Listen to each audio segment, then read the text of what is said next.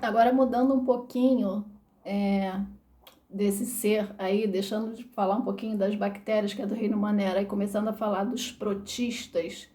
Protistas, eles são organismos, né, microscópicos na maioria das vezes, né? Eles são pluricelulares, né? Alguns podem ser unicelulares, pode ser das duas formas, tá? Eles habitam vários ambientes, né? Tanto dentro do nosso corpo como fora do nosso corpo. Quando a gente fala em reino protista, a gente tem dois indivíduos, tá? A gente tem os protozoários e as algas. Como o nosso curso é ligado à enfermagem, né? A gente vai estudar, vai falar sobre os protozoários, que são aqueles agentes causadores de doença, né? Os micro-organismos que a gente chama, que a gente vai estudar na microbiologia, que podem causar doença, tá? A parte das algas, a gente não vai se aprofundar porque a alga não é micro-organismo que vai causar doença pra gente, tá? Então a gente vai falar sobre os protozoários, né, que faz parte do reino protista e tem algumas características comuns aos outros indivíduos, tá? Eles são eucariontes, né? Quando a gente falou das bactérias, a gente falou que as bactérias eram procariontes. O que são indivíduos procariontes?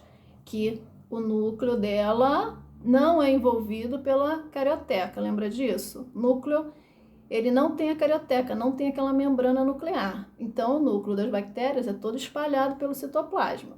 Aí a gente não pode chamar de núcleo, a gente chama de nucleóide, tá? Isso são organismos procariontes. Os organismos eucariontes, né, são todos eles, todos os organismos, com exceção das bactérias, tá? Porque as bactérias são eucariontes, são procariontes.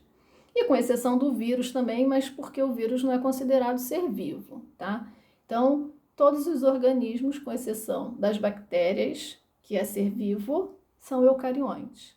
Qual a diferença entre eucariontes e procariontes? O eucarionte, que a gente chama de núcleo verdadeiro, a palavra significa isso, ela tem o seu núcleo, tá? Seu núcleo, e envolvendo o núcleo, a gente tem a membrana nuclear, é a carioteca, que a gente já viu antes, tá? Então, o núcleo nas células eucariontes está ali, ó, delimitado, bonitinho, redondinho, delimitado pela membrana, por essa membrana nuclear, que a gente chama de carioteca, tá? Então, esse núcleo das células eucariontes, aí a gente chama de núcleo mesmo, tá? E ele está envolvido pela carioteca, deixando ele individualizado ali. Função do núcleo é abrigar o DNA, o RNA, que são os ácidos nucleicos, né? E também realizar a síntese de proteína, que é formar novas proteínas para o nosso corpo, função do núcleo, tá? Nas células procariontes, eu não tenho esse núcleo, né? Esse núcleo verdadeiro, eu tenho o nucleóide. Mas a gente tem os ribossomos, que é responsável pela síntese de proteína. Então, eles formam proteínas iguais às células eucariontes, tá? Iguaizinhos, porque a estrutura responsável por formar as proteínas, que são os ribossomos, estão lá presentes na célula procarionte, tá? Na célula eucarionte eu tenho bonitinho núcleo, tá? Quem já fez citologia aí já vai saber, já vai se ligar nisso que eu tô falando. Tem o núcleo bonitinho envolvido, tá? Pela carioteca. Isso aí é uma característica deles, tá? Eles são classificados, são pluricelulares ou unicelulares, depende, né, do indivíduo, e eles vão se classificar. As bactérias, elas se classificavam de acordo com a morfologia, o formato do corpo, tá? Os protozoários vai se classificar de acordo com a organela de locomoção dela, né? Porque os protozoários eles vão se locomover de um lugar para o outro. Então, eles vão ser classificados de acordo com a organela de locomoção, tá?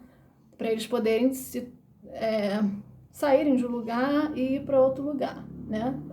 O que vai diferenciar da bactéria, que na bactéria a gente vê a forma do corpo dela. Elas se movimentam também, tá? Só que para ela ser classificada não utiliza a organela de locomoção.